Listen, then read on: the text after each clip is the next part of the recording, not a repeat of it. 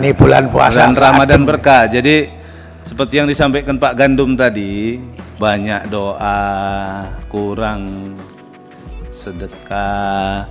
Ya, impaknya mungkin kurang, Bu. Nah, mungkin ya teman-teman nanti bisa melanjutkan penyaluran ini. Terus sih Pak Ketua, tadi Pak Ngacir bicara soal amal. Kalau periode kemarin, pas dapil saya butuh sarung, saya WA Bu Dirut, langsung dikirim 2000 sarung. Jadi ketika mau Lebaran Idul Fitri, itu salah satu direktur saya di PLN itu tergopoh-gopoh menemui saya, Pak, tadi saya dipanggil oleh anggota DPR, Pak, kemudian ya tidak minta sih, tetapi menanyakan soal THR untuk anggota DPR, begitu, hadiah Lebaran. Terus dijawab bagaimana? Ya saya nggak berani jawab, Pak. Saya bilang ya saya akan rundingan sama direksi, dia bilang gitu. Dan dia menyebutkan ada angkanya berapa dolar begitu. Berapa kira-kira yang harus dianggarkan oleh perusahaan BUMN untuk membiayai begitu-begitu itu? Itu baru satu orang loh. Ini cerita baru di Dewan DPR toh loh. Kan bisa jadi dari eksekutifnya juga pejabat-pejabat terkait kan juga mengambil juga. Ini hanya opini arus bawah, opini dari masyarakat kebanyakan. Opini hanyalah sudut pandang. Assalamualaikum warahmatullahi wabarakatuh. Salam sejahtera untuk kita semuanya. Bagaimana video di depan tadi sudah kita simak bareng-bareng ya? Itu adalah rapat dengar pendapat antara Komisi 7 DPR RI dengan pimpinan Pertamina, membahas soal banyaknya kilang minyak Pertamina yang terbakar. Itu udah viral 2-3 hari ini, sangat ramai kan. Rapat itu dilaksanakan pada 4 April ya, 4 April 2023. Kalau kita mendengarkan itu ya semuanya apa? Nggak ada masalah ya. Di situ kan dikatakan Pertamina itu kilangnya banyak yang kebakar karena ya mungkin kurang doa gitu kan, kurang amal, kurang bersyukur, terus kurang banyak korupsi ya di Pertamina kan begitu kan, yang Muhammad Nasir tadi mengatakan begitu. Terus dia mengatakan ini bulan Ramadan berkah, harus banyak beramal. Ya baik-baik saja, ya baik-baik saja. Memang itu seperti itu ya. Cuma persoalan kalau kita amati pembicaraan itu kan modus ya. Ada udang di balik batu, ada udang di balik rempeyek, ada maunya. Terakhir kan ujungnya kan Pertamina perlu banyak peramal. Nanti kita yang menyalurkan bantuan dari Pertamina, itu yang pertama. Yang kedua, sing rangson malah terang-terangan mengatakan, wah sekarang sulit sekali dapat bantuan sarung.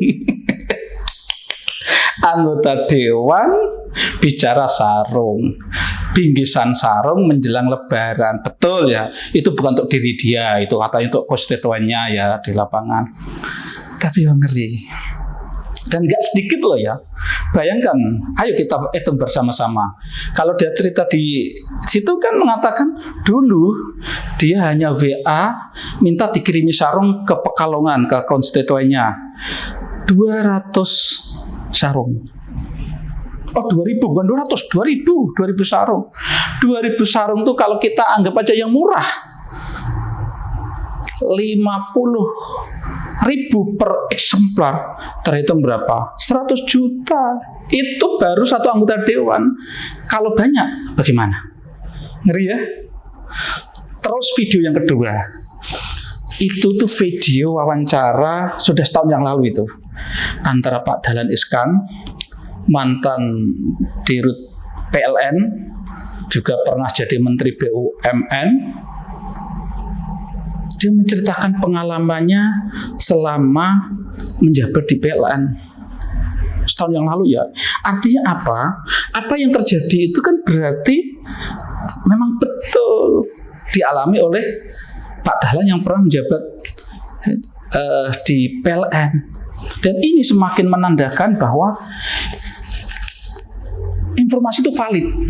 Dugaan kita bahwa ada praktek-praktek permintaan THR itu valid. Karena apa? Ini kan Pak Dahlan menyampaikan itu bukan karena ingin populer bersamaan dengan isu itu viral. Kan bukan. Setahun yang lalu. Cuma dulu nggak terlalu rame. Sekarang ada rame, terus saya kemarin menemukan dan pernyataan itu pernah dikeluarkan. Dan pemirsa, saya itu dulu pernah kerja di media, dan itu Pak Dahlan itu bos saya. Ya, saya dulu di Jawa Pos selama 15 tahun lah. Dan selama saya kerja di Jawa Pos, saya pernah ditugaskan di Senayan. Saya pernah meliput ya acara-acara seperti dengar pendapat macam-macam itu, saya di situ. Artinya saya juga nggak aneh mendengar berita itu bahwa ada praktek-praktek seperti itu. Tapi tentunya pemirsa, kita harus tidak bisa mengatakan semua dewan ya nggak seperti itu, ya tidak. Mungkin ada yang tidak. Tapi memang bahwa praktek-praktek seperti itu dilakukan oleh sebagian anggota dewan, ya ini terkonfirmasi. Dan saya jujur aja saya nggak aneh, nggak kaget gitu loh mendengar itu gitu loh. Terus setelah dengar begini gimana perasaan jenengan? Marah? Emosi? Kenapa? Aduh, sabar dulu, jangan emosi, jangan marah. Karena menurut saya emosi, marah itu tidak menyelesaikan masalah. Kita analisa secara jernih. Kira-kira kenapa toh kok sampai seperti itu? Bukankah seperti ini kira-kira tidak ada kaitannya dengan ekosistem atau budaya yang melingkupi kita semua? Khawatirnya nanti kan melingkupi kita semua. Kalau kita ternyata itu kita andil di situ, ekosistemnya yang kita ciptakan bersama-sama andil di situ, artinya apa? Ya kita harus nggak bisa menyalahkan satu pihak saja. Kita sendiri juga harus bertanggung jawab. Tapi intinya sebelum saya lanjutkan lebih jauh, intinya apa pemirsa? Intinya bahwa wacana yang muncul selama ini bahwa BUMN itu menjadi ATM itu artinya tempat mengambil uang, atau ada yang mengistilahkan sapi perah, itu berarti nyata, berarti faktanya ada. Makanya jangan berharap BUMN kita sehat. Yang ada BUMN kita selalu merugi. Negara selalu disuruh mensubsidi. Terus negara memberikan subsidi, perusahaan itu tidak memberikan keuntungan. Itu kan begitu kan ceritanya kan. Jadi sangat tidak logis menjawab. Perusahaan BUMN itu kan banyak perusahaan yang monopoli, harusnya kan untung, tapi prakteknya seperti itu. Lah, kemana uang-uang itu larinya? Kenapa tidak untung? Ya salah satunya seperti itu. Berapa kira-kira yang harus dianggarkan oleh perusahaan BUMN untuk membiayai begitu-begitu itu? Itu baru satu orang loh. Ini cerita baru di Dewan DPR toh loh. Kan bisa jadi dari eksekutifnya juga, pejabat-pejabat terkait kan juga mengambil juga. Kompleks. Tapi ayo kita kembali, kira-kira kenapa sih seperti itu terjadi? Kita fokus ke Dewan saja. Yang jelas ini seperti mata rantai atau lingkaran setan yang satu dan lainnya terkait. Sekarang ini ya, orang untuk menjadi dewan itu kan tidak semuanya ya begitu saja gampang. Artinya begitu jadi anggota dewan itu modalnya besar sekali. Karena apa? Ya kita, kadang di antara kita kalau tidak dikasih seon, itu bahasa orang pesantrennya, diberi sesuatu, itu tidak mau mencoblos. Maka seorang yang ingin dipilih itu mau tidak mau dia harus mengeluarkan dana cukup besar agar dipilih. Dan akhirnya begitu nanti jadi, ya harus mengembalikan modal yang besar itu. Konon. informasi yang berseliweran, ini konon itu kan belum tentu benar ya. Untuk menjadi anggota DPR RI itu berapa miliaran yang dikeluarkan itu? Miliaran.